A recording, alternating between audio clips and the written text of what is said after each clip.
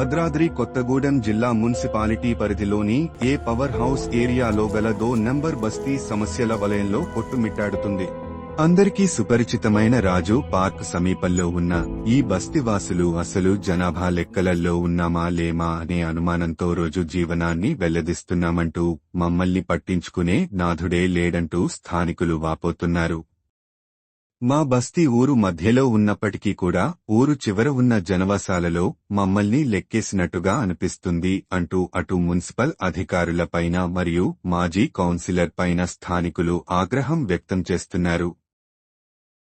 నా పేరు సిహెచ్ రామరాజు. రాజు పార్క్ పక్కన ఏపూర్ బస్తీ. మా పరిస్థితి సార్, డ్రైనేజ్ అసలు సాఫ్ చేయట్లేదు. నీళ్ళు ఎక్కడికక్కడ స్టోరేజ్ అయిపోతున్నాయి. దోమలు నిల్వ ఉండి పురుగు చెత్త చెదారం మొత్తం ఇక్కడ వాసన తట్టుకోలేని పరిస్థితిలో ఉన్నాము. దీని ఎవరు మున్సిపాలిటీ అధికారులు ఎవరు చర్య తీసుకోగలుగుతలేరు. దీనికి మీరు వెంటనే చర్య తీసుకోవాలని మేము కోరుకుంటున్నాము. బస్తీ ప్రజలు అసలు 6 నెలల సంవత్సరం మాత్రం నో గ్యారంటీ సార్. చెప్పినా కూడా మేము ఈనాడు సలీం ఉన్నాడు, ముక్కుద్దాం సలీం, ఆయన అసలు మాట అయినాడు. మొన్న డి గారు కూడా ఉన్నప్పుడు పని చేసిండు, మళ్ళీ వస్తా అని చెప్పిండ్రు. కలాం గారు ఉన్నారు మున్సిపాలిటీ ఆఫీసర్, ఆయన ఉన్నాడు. ఏఈలు కూడా చూశారు, మళ్ళీ దాని ప్రాబ్లమ్ సొల్యూషన్ చేయలేదు ఇంతవరకు. మళ్ళీ వస్తాను పోతాను తప్ప ఇంతవరకు రావట్లేరు. అంటే ఇప్పుడు కౌన్సిలర్కి కానీ అధికారులకు కానీ ఎవరు చెప్తారు? కౌన్సిలర్ చెప్పినా కానీ ఇప్పుడు కౌన్సిలర్ లేరు కదా సార్. అంటే కౌన్సిలర్ ఉన్నప్పుడు అయినా క్లీన్ ఉండేదా? లేదు, ఉన్నప్పుడు కూడా అంతే ఉండేది. ఆయన అంతే ఉండే. ఎప్పుడు ఒకసారి వచ్చి చేపించేవాడు, చెప్పంగా పూర్తి క్లియర్గా చేసేటోళ్ళు కూడా కాదు పని. ఏదో అదే వచ్చి రావటం, సాఫ్ చేస్తానని చెప్పి ఫోటో తీసుకోవడం, వెళ్ళిపోవడం తప్ప ఇక్కడ తగిన చర్య లేదు సార్. డ్యూటీకి వచ్చి చేసినట్టు చేస్తారు, ఒక 4 నిలబెడతారు, ఫోటో దింపుకుంటారు, వెళ్ళిపోతారు. తర్వాత అక్కడ ఉండేది ఇద్దరు కూడా సరిగ్గా చేయరు. ఆ తీసిన కాలువలకలు తీసిన మట్టి చెత్త మొత్తం కూడా తీయడానికి 15 రోజులు 20 రోజులు పడుతుంది. పక్కన చెత్త చూడండి ఎట్లుందో, ఆ చెత్త కూడా ఇంత మటుకు తీయలేదు. ఇటు కాలువ చూడండి. నిత్యం రద్దీగా ఉండే రాజీవ్ పార్క్ ప్రహారిని ఆనుకుని ఉన్న ఈ బస్తీలో మంచినీటి సమస్యతో పాటు మురికి కాలువల సమస్య, వీధి లైట్ల సమస్య మరియు అనేక సమస్యలతో ఇక్కడి ప్రజలు ఇబ్బందులకు గురవుతున్నారు.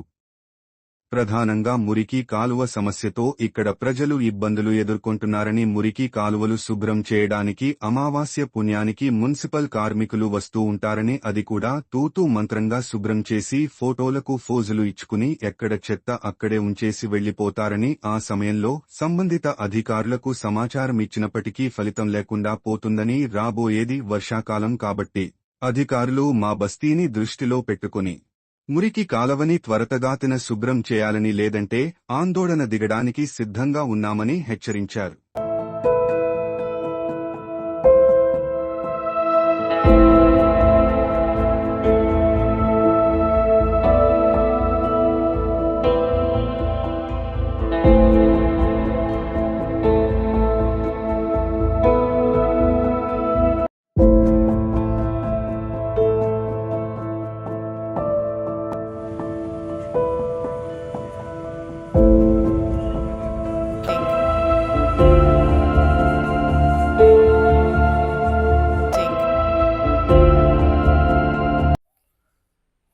నా పేరు శోభన్.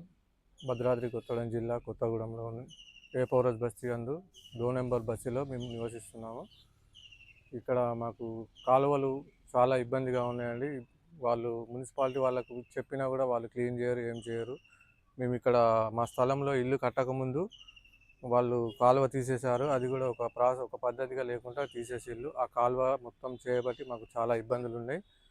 అవి క్లీన్ చేయట్లేదు, ఏం చేయట్లేదు. వాళ్ళకి ఇంటిమేషన్ ఇచ్చినా కూడా వస్తాం అంటున్నారు, రావట్లేరు. ఇంతకుముందు మా కౌన్సిలర్ ఉన్నప్పుడు కూడా మేము చెప్తే 2 రోజులకో 3 రోజులకో వారం రోజులకో వచ్చి చేయించేవాడు. కానీ ఇప్పుడు కౌన్సిలర్లు ఎవరు లేనందువల్ల ఇప్పుడు పట్టించుకునేటోళ్ళు లేరు. ఆ కాలువలు మొత్తం నీళ్లు ఇళ్లలోకి వస్తున్నాయి నిండిపోయి, దాన్ని పట్టించుకునేటోళ్ళు ఎవరు లేరు. చెప్పినా ఎవరు పట్టించుకోవడం లేదు.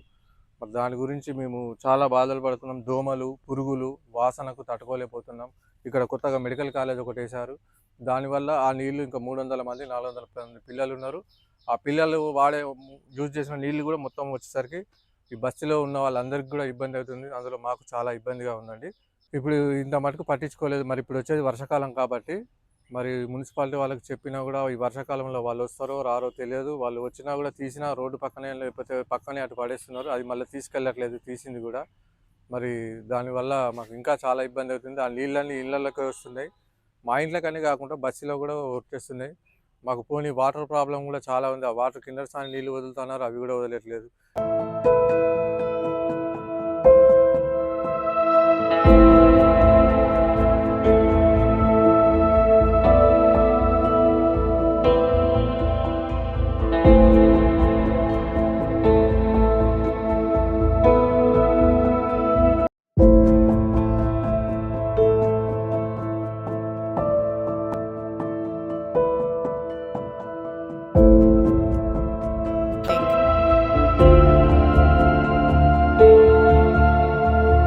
ఊర్లో వాడుకునే మురుగునీటిని ఊరు బయటకి వెళ్లేలా చేస్తాం కాని మా బస్తీలో మాత్రం బయటి వాటర్ని బస్తీలోకి వచ్చేలా మోరిని నిర్మించి బిల్లు తీసుకున్న కాంట్రాక్టర్లు అధికారులకు ధన్యవాదాలు అంటూ వెటకారంగా స్థానికులు నిరసన వ్యక్తం చేశారు.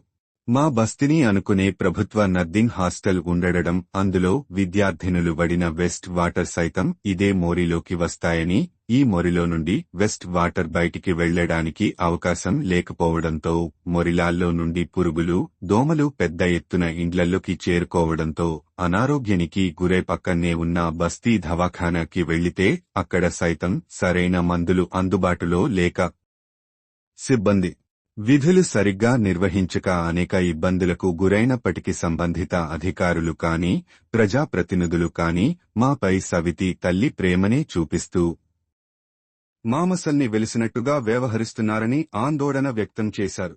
ఇప్పటికైనా మా బస్తీ ఒకటి ఉందని, అది రాజీవ్ పార్క్ సమీపంలోనే ఉందని, అందులో మేము జీవనం దాగిస్తున్నాం అని గుర్తించి వర్షాకాలం ముద్దరక ముందే మోరీలు శుభ్రం చేసి బస్తీ దవాఖానాలో అన్ని మందులు అందుబాటులో ఉంచి సిబ్బంది సరైన సమయానికి వచ్చి సేవలు అందించేలా చేస్తారని సంబంధిత అధికారులను కోరుకుంటున్నాం అని వారి అభిప్రాయాన్ని వ్యక్తపరిచారు.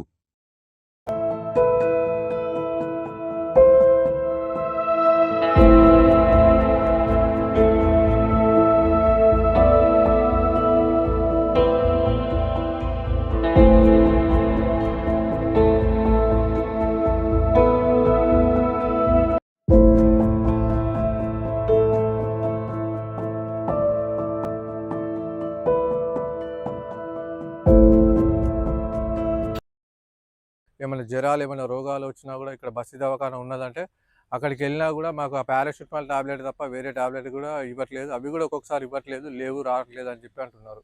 మరి ఆ హాస్పిటల్ ఎందుకు పెట్టిందో మరి ఇవన్నీ ఏంటిదో తెలియదండి. మరి దీని గురించి మీరే సిబ్బంది 9:30, 10 అవుతుంది వచ్చే వరకు. వచ్చినప్పుడు మళ్ళీ ఒక్కొక్కసారి ఏం చేస్తారంటే వాళ్ళు మధ్యాహ్నం పూటనే వెళ్ళిపోతారు. వాళ్ళు అక్కడికి ఎవరైనా పేషెంట్ వెళ్ళినా కూడా వాళ్ళు సెల్లులు చూసుకోవడం, వాళ్ళది వాళ్ళు చూసుకోవడమే జరుగుతుంది. ఎవరిని పట్టించుకోవడం తక్కువ. హార్ష్గా మాట్లాడతారు అప్పుడప్పుడు వాళ్ళు. కొంతమంది ఏజ్డ్ పర్సన్స్ ఎవరైనా వచ్చినా కూడా వాళ్ళతో కూడా బీపీ ట్యాబ్లెట్ల కోసం అని, షుగర్ పేషెంట్లు వస్తారు, లేవని పెద్ద హాస్పిటల్కి వెళ్ళండి, ఇక్కడ మాకు రావట్లేదు ఏదో ఒకటి చెప్పి వెళ్తే వాళ్ళు ఎండల పాపం వాళ్ళు వెళ్ళిపోతూ ఉంటారు. అక్కడ కనీసం వాళ్ళకి నీళ్ళ సౌకర్యం కూడా లేదు, మంచినీళ్ళ సౌకర్యం. దానివల్ల చాలామంది ఇబ్బంది పడుతున్నారు. నా పేరు వచ్చేసి పాషి రామ్ కుమార్. మరి ఇది వచ్చేసి ఏంటంటే మాకు మెయిన్ సమస్య వచ్చేసి ఇక్కడ ఒక బస్తీ దవాఖానా ఉన్నది, మన A4 బస్తీ. మరి ఇక్కడ రాజు పార్క్ దగ్గర బస్తీ దవాఖానా ఉన్నది, ఇది ఎప్పటి నుంచో ఏర్పాటైంది. మరి ఇందులో బస్తీ దవాఖానాకు చూసుకున్నట్లయితే రోగులు అయితే చాలామంది కూడా వస్తూ ఉంటారు, పోతూ ఉంటారు. మరి బస్తీ దవాఖానాలో వచ్చేసి మనకు సరిగ్గా రోగులకు సంబంధించింది మందులు కానీ, తర్వాత టయానికి మరి ఇంకా వాళ్ళకు సంబంధించినటువంటి సూదులు, ట్రీట్మెంట్స్ కానీ సరిగ్గా అందడం లేదు. మరి అన్నీ ఉన్నట్లుగా మరి ఉంటుంది కానీ అందులో అయితే ఏం లేదు. మరి పోయినప్పుడల్లా మరి ఒకటే రకం మందు ఇస్తారు. షుగర్ వాళ్ళకి కానివ్వండి, బీపీ వాళ్ళకి కానివ్వండి, జ్వరం వచ్చినా కానీ, చిన్న ఒళ్ళు నొప్పులు వేసినా కానీ ఒకటే రకం టాబ్లెట్ ఇస్తారు, పంపించేస్తారు. ఏమన్నంటే ఆ టాబ్లెట్ లేదండి, ఆ మందులు లేవండి, పైనుంచి రాట్లేవండి, బయట కొనుక్కోండి, లేకపోతే పెద్ద హాస్పిటల్ పోండి, అక్కడ గవర్నమెంట్ హాస్పిటల్లో ఉంటాయని రోగులను వెనకకు తిరిగి పంపించే సందర్భాలు కూడా ఉన్నాయి. మరి నేను కూడా చాలాసార్లు పోయినా, నాకు కూడా షుగర్ ఉందని కన్ఫర్మ్ అయితే మరి పోతే ఒకటే రకం టాబ్లెట్ ఇచ్చిండ్రు 2-3 సార్లు, ఒక 4-5 సార్ల మరి బ్లడ్ కూడా తీసుకోవడం జరిగింది. దానికి కూడా షుగరు ఇది ఇంత ఉంది అంత ఉంది అని చెప్పడం జరిగింది. మరి దాంతోను కూడా మాకు షుగర్ అనేది కంట్రోల్ కావట్లేదు. మరి దానికి సంబంధించింది ఏంటంటే మనకు మందులు కూడా సరిగ్గా లేవు కాబట్టి దీనికి కూడా వైద్య విధాన పరిస్థితికి సంబంధించినటువంటి అధికారులు, తర్వాత ప్రభుత్వ అధికారులు కూడా ఈ హాస్పిటల్ మంచిగా నడవడానికి దీనికి సంబంధించి చర్యలు తీసుకోగలరు. అదేవిధంగా ఇక్కడ వచ్చేసి మనకు ఇంకోటి ఏంటంటే వార్డు వైజ్గా వచ్చేసి ప్రతి వార్డులలో కూడా ఏఎన్ఎం నర్సులు కానివ్వండి, ఆశా వర్కర్లు కానివ్వండి, వార్డులలో తిరిగి బీపీ టాబ్లెట్స్, షుగర్ టాబ్లెట్స్, జ్వరం టాబ్లెట్స్, మలేరియా రాకుండా, కలరా రాకుండా ఇట్లా టాబ్లెట్స్ డోర్ బై డోర్ పోయి ఇస్తారు. ఇక్కడ మాత్రం డోర్ బై డోర్ కూడా వచ్చుడు లేదు. ఒక దగ్గర కూర్చుంటారు, రాండి అంటారు, ఒకటే రకం టాబ్లెట్ ఇచ్చి పంపించేస్తారు. అది రోగులకు తగ్గుతుందో తగ్గట్లేదో కూడా మరి వాళ్ళకి తెలుసు. మరి ఈ విధంగా ఉన్నది కాబట్టి దయచేసి మరి గవర్నమెంట్ అధికారులను కానీ వైద్య విధాన పరిస్థితి అధికారులను కోరుకుంటున్నా, ఇది మాత్రం ఈ సమస్య అనేది అతి తొందరగా చేయాలి. ఎందుకంటే రాబోయేది వర్షాకాలం, ప్రతి ఒక్కళ్ళ ఇంట్లో కూడా జలుబులు, దగ్గులు, జ్వరాలు ఉంటాయి. ఏ వ్యక్తికి కూడా హాని కాకుండా మరి కాపాడగలరని ఆ ప్రభుత్వ అధికారులను కోరుకుంటున్నా. తర్వాతకు వచ్చేసి ఈ వార్డులో కూడా కొన్ని సమస్యలు ఉన్నాయి. మరి దీనికి సంబంధించింది మెయిన్గా కాలువ ఒకటి తీసిండ్రు. ఇక్కడ వచ్చేసి మెడికల్ హాస్టల్కి సంబంధించినటువంటి పిల్లలది హాస్టల్ ఒకటి ఉన్నది ఆ మూల మీద. ఆ విధంగా ఏంటంటే అక్కడ ఉన్నటువంటి వాటరు మొత్తం స్టోరేజ్ అయ్యి అదంతా కూడా బస్తీలకు వచ్చి చెత్త చెదారం పేరుకుపోయి ఇండ్ల మధ్యలో అది అట్లనే ఉండిపోతుంది. దానివల్ల దోమలు, ఈగలు, తర్వాత చిన్న పిల్లలు ఉన్నారు, ఈ విధంగా దోమలు కుట్టడం ద్వారా ప్రతి ఒక్కరి ఇంట్లో కూడా జ్వరాలు, దగ్గులు, జలుబులు అనేది రావడం జరుగుతుంది. ఈ విధంగా ఏంటంటే ఎన్నిసార్లు మున్సిపల్ అధికారులకు చెప్పినా కానీ వాళ్ళు విన్నవించుకుంటలేదు. మరి వస్తాన్లు ఎప్పుడో ఒకసారి ఆ పైన చేస్తాన్లు, వెళ్ళిపోతాన్లు. మరి లోపల దాకా చేయండి అనేసి అంటే వస్తామంటాను, ఫోటోలు కొట్టుకుంటాను, వెళ్ళిపోతాన్లు. శానిటేషన్ ఇన్స్పెక్టర్ కూడా అంతగానో పట్టింపు చేయట్లేరు. కాబట్టి దయచేసి ఈ సమస్యను కూడా మన మున్సిపల్ అధికారులు, మున్సిపల్ కమిషనర్ గారు కూడా గ్రహించి దయచేసి ఈ సమస్యను కూడా కొద్దిగా మా కోసం, మా వార్డుకు సంబంధించిన ప్రజలందరి కోసం దయచేసి మన ఈ సమస్యను కొద్దిగా అతి తొందరగా తీసుకొని దీని మీద యాక్షన్ తీసుకోగలరని మనవి చేసుకుంటున్నాను. అన్న, నా పేరు శ్రీరామ్ సాయి కపూర్ అన్న. మేము ఇక్కడ రాజీవ్ పార్క్ పక్కన 2 నెంబర్ బస్సులో ఉంటాం.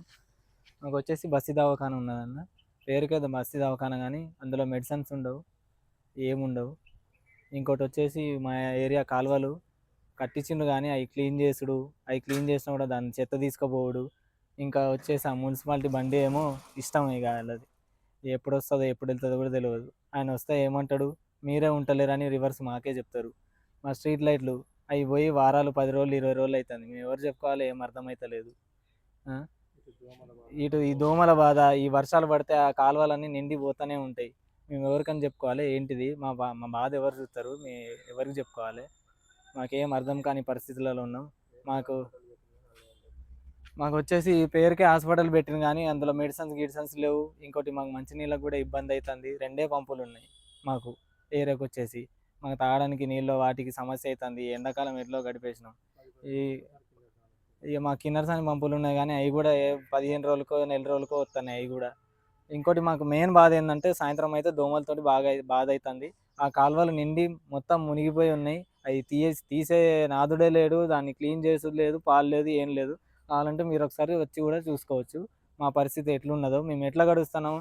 అసలు ఇక్కడ ఇందులో ఒక కాలనీ ఉన్నది, ఇందులో ప్రజలు ఉన్నారనేది అసలు తెలుసో తెలియదో అర్థమవుతలేదు మాకైతే. మరి మేము మనుషులమా కాదా అని మేమైతే అడుగుతున్నాం. ఈ కొద్దిగా మమ్మల్ని పట్టించుకుంటారని, అధికారులు కొద్దిగా పట్టించుకోవాలని మేము అయితే కోరుకుంటున్నాం.